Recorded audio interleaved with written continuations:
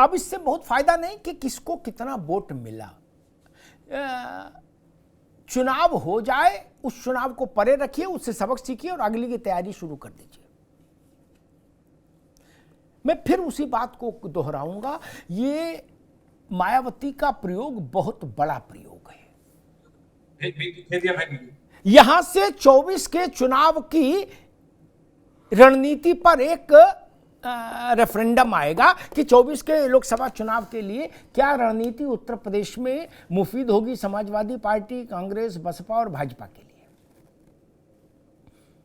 रही बात इस बात की कि भाई स्थानीय निकाय के चुनावों में कोई बहुत बड़ा चमत्कार हो जाए, मैं इससे सहमत नहीं। मेरा अपना अनुभव ये कहता है कि जो 17 का परिणाम था, 19 का था, 22 का था, उसी ट्रेंड में ये परिणाम जाएगा। इसके पीछे कारण और भी समझिए। स्थानीय निकाय के संचालन में मुख्य और केंद्रीय कार्यकारी भूमिका होती है आयुक्त की, जो राज्य सरकार का अधिकारी होता है। महापौर, नगर पालिका अध्यक्ष या पंचायत अध्यक्ष अभी भी मोटे तौर पर सेरेमोनियल पोस्ट्स हैं। जिला पंचायत अध्यक्ष के पदों में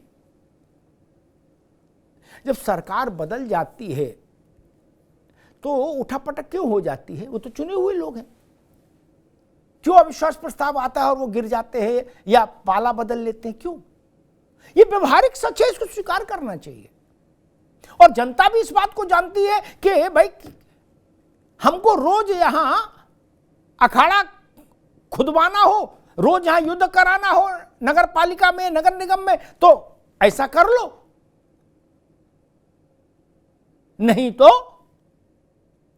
परिणाम चाहिए तो एक सीक्वेंसिंग बनी रहे लखनऊ और यहां की। ये मैंने देखा।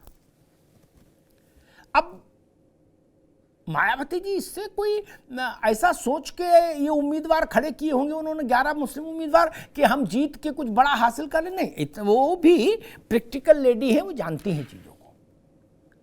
लेकिन हां, उन्होंने एक सिक्का तो उछाला है। अब वो इसके प्रतीक्षा में है कि देखे ये सिक्का चित्त गिरता है या पट गिरता है, उसके बाद आगे की रणनीति तय करें।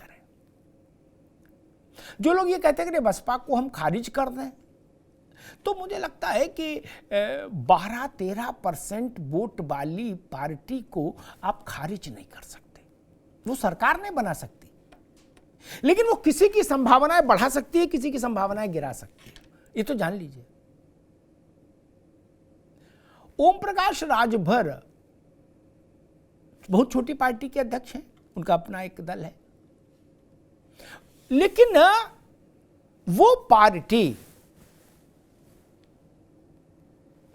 उनके प्रभाव क्षेत्र में समाजवादी पार्टी के बेहतर चुनावी प्रदर्शन का कारण बन गई थी पिछले गठबंधन में, और भारतीय जनता पार्टी को बड़े विचित्र स्थिति का सामना करना पड़ा था।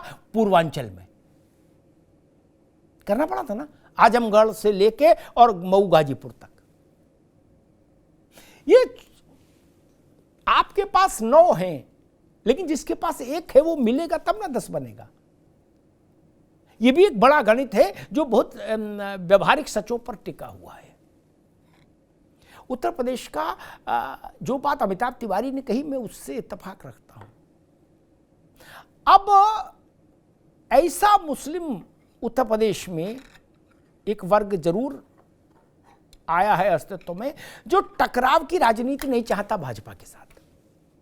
वो मन से भाजपा के साथ हो, लेकिन वो चाहते अगर भाजपा ही के आ रही है तो फिर ठीक है भाई, टकराव नहीं हो। इसलिए सड़क पर हो हल्ला, जिंदाबाद मुर्दाबाद वाली राजनीति चली गई है, जो माना जाता था कि मुस्लिम पक्ष से। उग्र मुस्लिम राजनीति अब उत्तर प्रदेश में नहीं दिख रही। बहन जी के पार्टी में तो कोई है ही नहीं जिसका चेहरा आपको याद हो। मैं तो कह रहा हूं कि पत्रकारों को भी नहीं याद होगा, नाम पूछने से तत्काल पूछोगे बहन जी के यहाँ कौन मुस्लिम चेहरा है, तो बहन जी के यहाँ चेहरे में नसीमुद्दीन थे। जब से वो चले गए उसके बाद तो सन्नाटा ही है।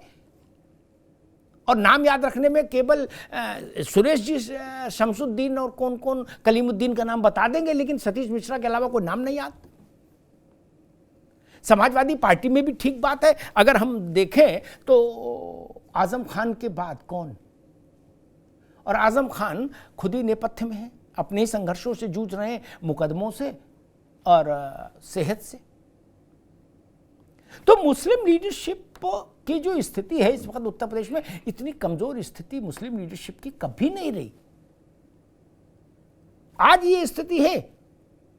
एक मतलब आप पूरे प्रदेश में जिसमें 17% 18% मुस्लिम आबादी हो 25 करोड़ में, उसमें आप पूरा पश्चिम उत्तर दक्षिण से 4 बड़े मुस्लिम लीडर नहीं बता सकते ऐसा जिनको प्रदेश भर में लोग पहचानते हों। ये फर्क है ना। उस माहौल में अगर मायावती ने यह प्रयोग किया है तो चौंकाता है ये प्रयोग मुझे। तो समाजवादी पार्टी के लिए खतरे की घंटी भी बजाता है और भाजपा के लिए और बेहतर ढंग से उपलब्धि अर्जित करने का एक रास्ता भी खोलता है। क्योंकि आजमगढ़ हारने के बाद समाजवादी पार्टी की पहली प्रतिक्रिया ही ये थी कि बसपा ने हरवा दिया। रामपुर हारने के बाद भी प्रतिक्रिया ये थी कि बसपा ने अपने को पीछे करके हटा के मैदान से हमको हरवा दिया। तो इसका मतलब है कि आप मानते हो कि बसपा उतनी महत्वपूर्ण है कि आपको हरवा दे। और समाजवादी पार्टी ने एक बार अभी कहा भी था, ऑफिशियली कहा था कि 14 से लेके अभी तक समाजवादी पार्टी को हर चुनाव में हराने की सुपारी बसपा ने ले रखी है। और अगर हम समाजवादी पार्टी के इस आरोप को सामने रखकर देखें तो खतरा तो फिर इस चुनाव में भी है। इसमें तो बहन जी ने 17 में 11 सिक्के उछाल दिया। अब देखना ही सिक्का किस उसमें बैठता है। अटल जी कहा करते थे कि चित भी मेरी, पट भी मेरी, अंटा मेरे बाप का। तो ऐसा तो नहीं हो सकता। इस सिक्के को तो किसी एक करवट बैठना होगा 13 तारीख को। वो जिस भी करवट बैठेगा 24 के लिए एक दिशा और दशा हम सबको बता के जाएगा।